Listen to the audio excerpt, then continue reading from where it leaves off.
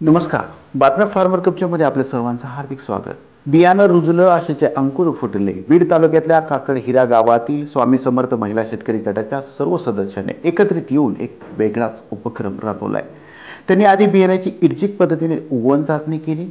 म्हणजेच बियाणं उगवतंय का नाही हे आधीच पाहिलं. उगवण चाचणी झाली म्हणून मग त्याच्यावरती बीज प्रक्रिया केली व सगळ्या गटातील सदस्यांनी मिळून टाळ्यावर घट्ट अशी मूठ धरून पेरणी केली. संपूर्ण कामात एक वेगळीच लगबग, उत्साह आणि समाधान दिसत होतं.